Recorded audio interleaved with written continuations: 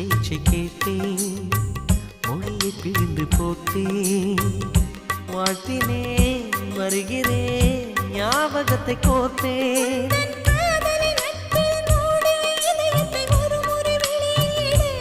உந்தன் சாலைகள் நெடுகிலும் பூவிடும் மரங்களை வளர்க்கிற உரிமை கொடு.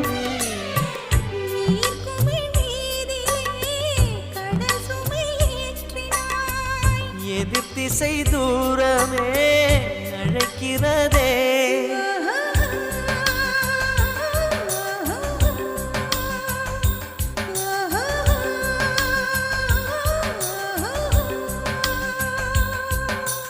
விடை கொடு